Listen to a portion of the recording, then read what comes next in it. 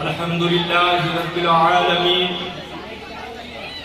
والصلاة والسلام على أشرف الأنبياء والمرسلين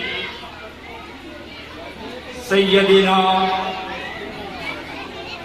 محمد صلى الله عليه وسلم وعلى آله وأصحابه أجمعين. أما بعد، أعوذ بالله من الشيطان الرجيم. بسم الله الرحمن الرحيم. اقرأ باسم ربك الذي خلق.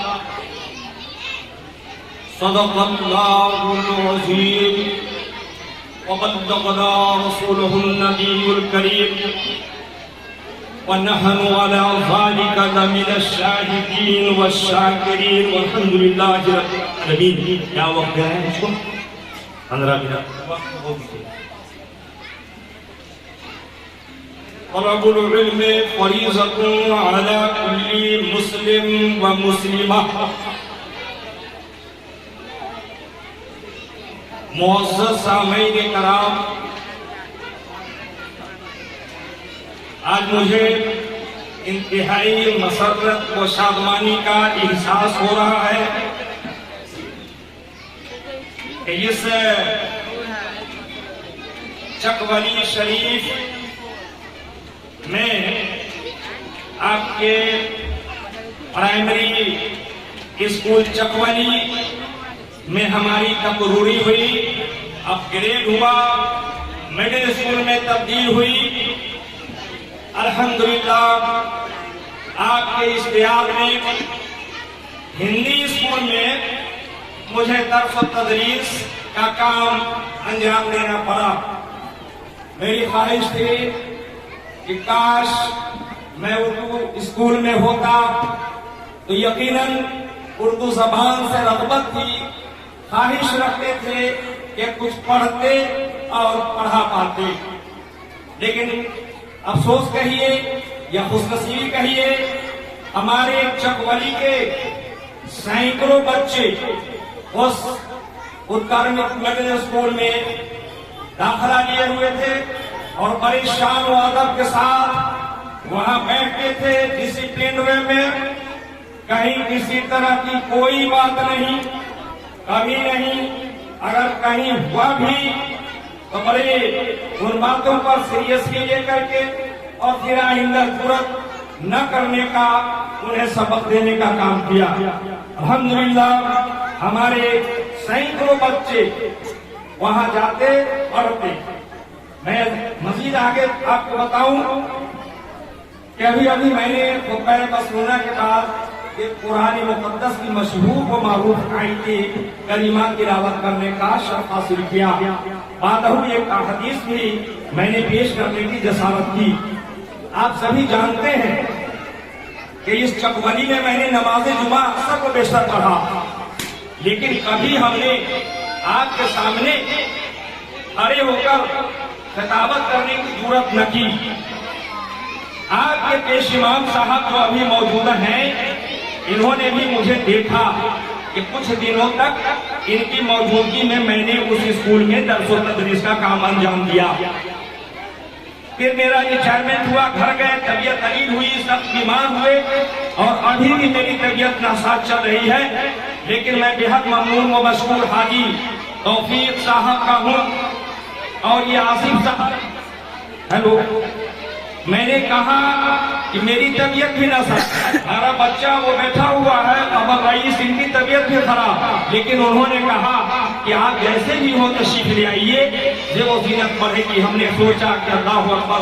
میں نے حوصلہ بلند کرنے کا کام کیا. میں نے بچہ بیمار تھا، میں نے کہا لے چلو مجھے، اور یہ بچہ یہاں تک پہنچا دیا. اللہ کا شکر ہے جب میں یہاں آیا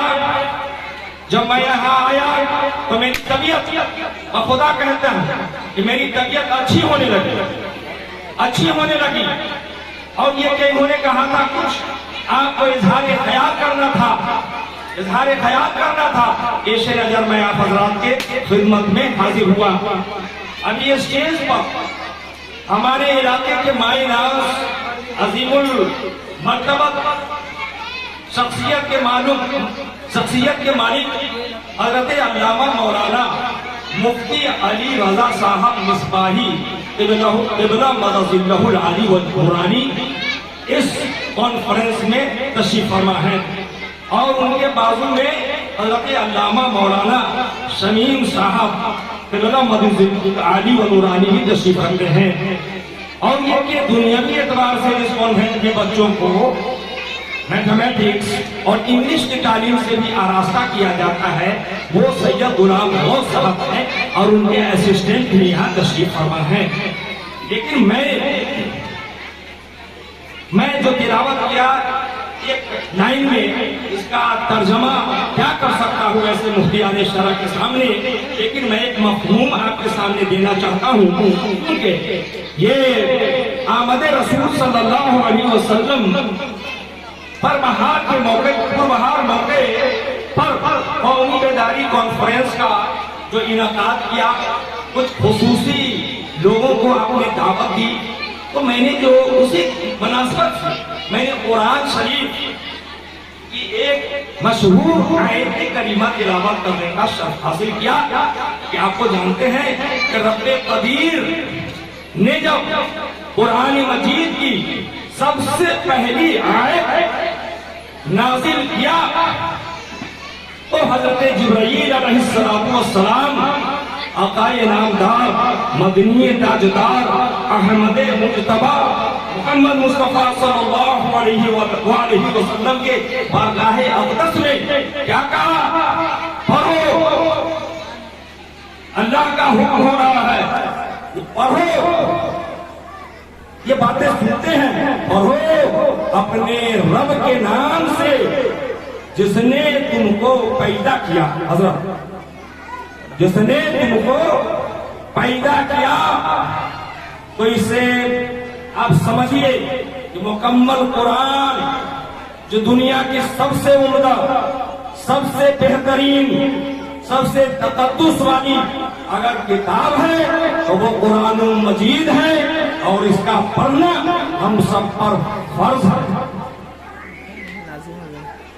معزز سامعین کرام، تو میں اسی تناظر میں یہ علماء کرام کے زبانی جو بات میں سنتا ہوں اس کا اظہار کرتا ہوں۔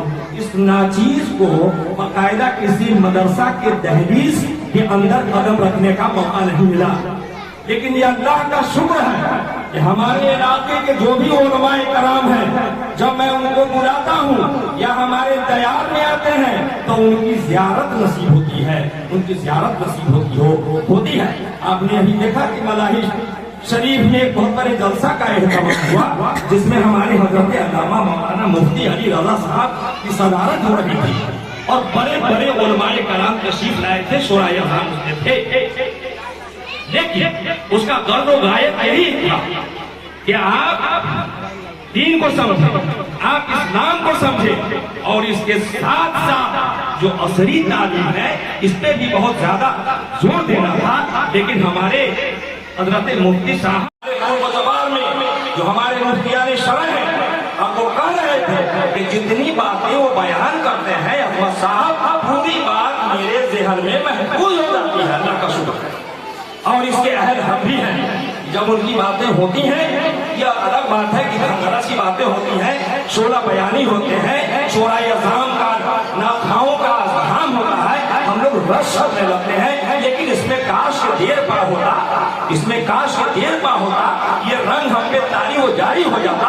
بعد حضرت امام صاحب، آپ کے خطیب و امام عبد المنان صاحب کے زبان سے یہ بات تھوڑی سہمی سامنے نکلی کہ ہم یہاں لاکھوں لاکھ خرچ کرتے ہیں، کاش ان بچوں کے دینی اور ابتدائی تعلیم کا نظم اور نشر کرتے حاجی صاحب، حاجی محمد حسین صاحب، آپ ہمیشہ اس بات کی کوشش کرتے رہیں کہ ہمارے پورب جوار کے بچے پڑھیں، اور آپ لوگوں نے کوشش کی، لیکن اس میں بہت حد تک اگر ہمیں کامیابی نہیں ملی، لیکن یہ جو چشمہ جاری ہوا ہے، یہ الحنیف ایجوکیشنل ٹرسٹ کے ذریعے یہ پورے ویشالی میں جو یہاں کا جو منظر ہے، समझता हूँ कि अगर कोई सहाफी बैठे होंगे तो इंशाअल्लाह रहमान ये जो चकवली के लोग बैठे हुए हैं या इनको नवा के कुछ लोग आए हैं, इसका पैगाम दूर दराज तक जाएगा। और पूरे सूबे की बात मैं न कहूँ, अगर हिंदुस्तान में इसको फैलाया जाए तो फिर भी हम लोग कमा हुआ अदा नहीं कर सकते। इसलिए मुअज़्ज़ज़ सामीन कराम, पढ़ने की तरफ अभी अंग्रेजी में हमारे बच्चों ने अंग्रेजी बोल रहे हैं। अल्लाह अकबर, कुछ लड़कियां अंग्रेजी बोल रही हैं, कुछ लड़कियां अंग्रेजी बोल रही हैं। आप लोग शर्त थे, इसकी वजह क्या है? इसकी वजह है कि हाफिज इम्तियाज साहब ने बनारस जैसे सरजमी को छोड़ा और चकवली जैसे सरजमी को सींचने का काम किया। हाजी तौफीक अहमद साहब ने कलकत्ते के दियार में रहते हुए चकोली के बच्चों की रोशन मुस्तकबिल के लिए जो कदम उठाया, यकीनन वे सबके सब मुबारकबाद के मुस्तहिक हैं। और आपके पेशमान साहब के साथ मैंने कई बार जुमा पढ़ने का भी शर्फ हासिल किया। मैं इल्म के तनाजुर से बोल रहा हूँ, इल्म के तनाजुर से बोलना भी चाहिए मुझे। मैं कोई न खतीब हूँ न कोई इमाम हूँ, तकरीर कर सकते हैं, लेकिन उन्होंने कहा कि थोड़ा इल्मी गुफ्तगू हो कि हमारे बच्चों में बेदारी है। तो बेदारी तो ये है कि आपने कोशिश किया और बच्चियों को अंग्रेजी में भी स्पीच दिलवा दिया। कमाल है। असली तालीम का तकाजा भी यही है कि हर पर्दों का ख्याल रखते हुए अगर हम बच्चियों का इल्म का एहतमाम किया है तो यकीनन न सिर्फ उर्दू और हिंदी बल्कि अंग्रेजी की तालीम दे करके भी इस स्टेज से पैगाम दिया है जो हमारे बरादरी ही नहीं पूरे कौम के लिए ये मसले रहा। सामीन कराम, शायद कि आप लोग हमें पहचानते हो या न पहचानते हो, पहचान रहे हैं, आप पहचान रहे हैं और आप लोगों को देखकर मुझे बेहद और इंतहाई खुशी हो रही है। इसमें आपके पेशवा हजरत अब्दुल मन्नान साहब ने जो दिखाया है, मैं ये यहाँ से कहना चाहता हूँ इस स्टेज से जो भी हमारे इलाके में ये शिवान साहब बच गए हैं, इन पेशवान साहब को हम लोग बड़ी इज्जत करते हैं और बड़ा एहतराम कर सकते हैं, लेकिन आप लोगों से ये नहीं होगा। ये हमारे आज के दौर में अगर करेंगे तो हमारे पेशवा भी कर सकते हैं। ये स्कूल और कॉलेज की तालीम कितना दरहम हो गया है। अगर आप हमारे बच्चों को बुनियाद मजबूत कर देंगे तो इस पे बड़ी बड़ी इमारतें तामीर हो सकती हैं। वक्त है माशाअल्लाह अल्हम्दुलिल्लाह। मैं कुछ और ये कहना चाह रहा था, लेकिन एक बात फिर दूसरे 3 मिनट का और मजीद वक्त आपका मैं देना चाहता हूँ। एक जमाने में अंग्रेजी की तालीम के लोग खिलाफ थे, अंग्रेजी पढ़ना गवारा नहीं करते थे। बाज़ उलमा फरमाते हैं, कुछ लोग फरमाते हैं कि फतवे भी इसके खिलाफ दे दिए जाते थे, लेकिन वो आर्जी और वक्ती तौर पर था।